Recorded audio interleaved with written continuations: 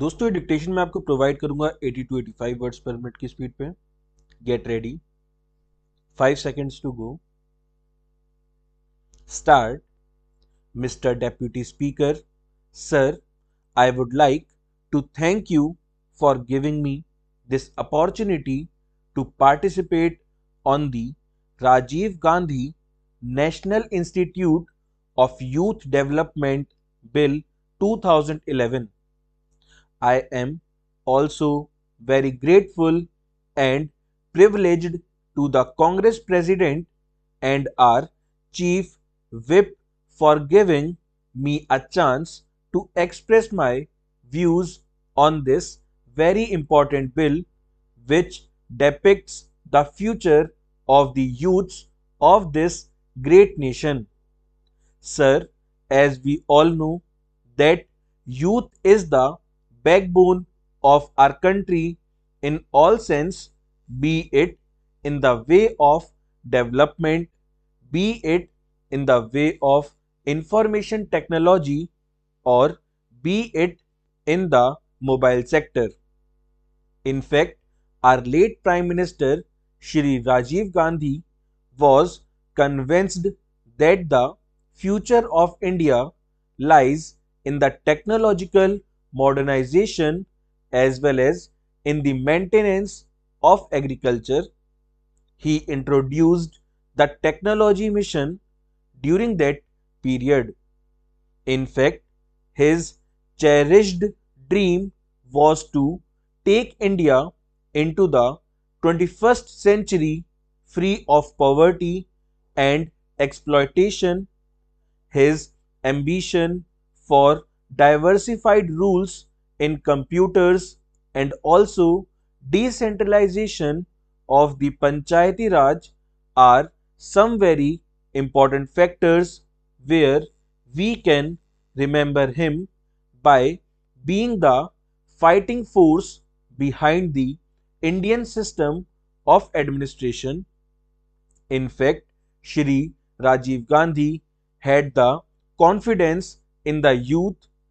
That is why he gave empowerment to the youth by making the voting age from 21 years to 18 years.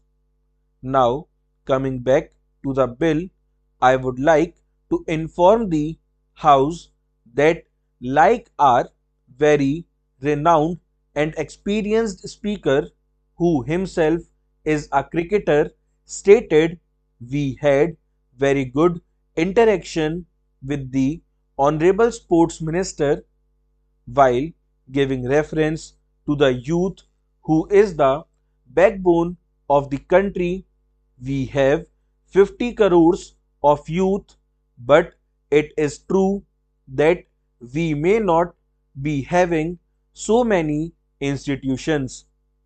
I would also agree with you that there is a lot of brain drain, but we have institutions like the Academy for Scientific and Innovative Research, which is a part of the CSIR, where children are being groomed and they are being given preference and facilities where children could be educated, especially in the fields of medicine and other sciences. But in this case, I would like to contradict with the Honorable Minister. This is the system where we are trying to get the youth involved not only in studies but also in co-curricular activities like sports. The process that has been adopted in this bill shows that this bill is of a very important nature, particularly when we can see that the advisor is the President of India itself. This shows how much importance the government is giving to it to make it an institution of national importance. This shows that the Government of India and the Ministry of Youth Affairs are taking deep cognizance of it. I have not much to say on this bill, which has been introduced here by the Honorable Minister. I really think that this institute which has come up should not confine itself only to Tamil Nadu. We have to take up issues of the backward classes, including the women folk.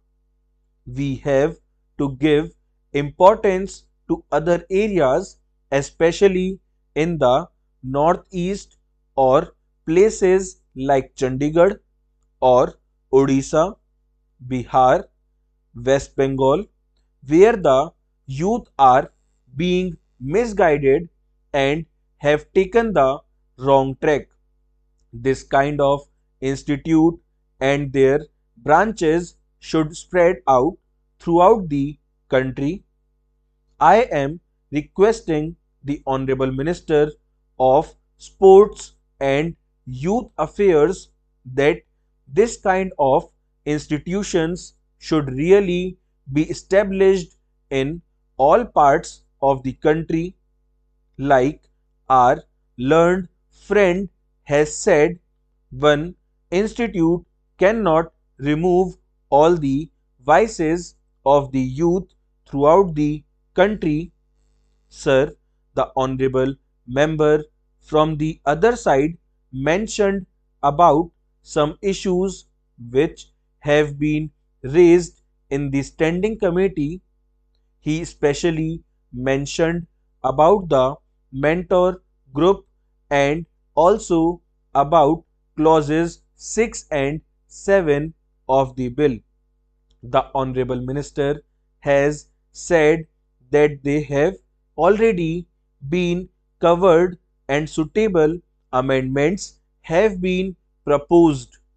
The Standing Committee advised about composition of an academic council and a finance committee. They have also been included in the bill. It is stated in the bill that the annual report and the audited accounts of the institute shall be laid on the table of both the houses of parliament. I think it is very important because this institute has to be given its due honor and regard which it deserves. From the northeast, we are really very grateful to the family of late Shri Rajiv Gandhi, and setting up a national institute in his name is a very big achievement for all of us.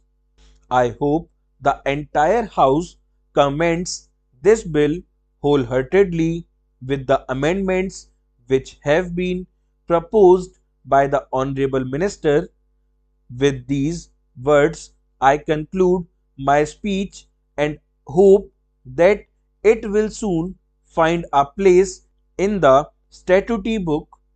Sir, finally, I once again thank you for having given me this opportunity to participate in this important debate.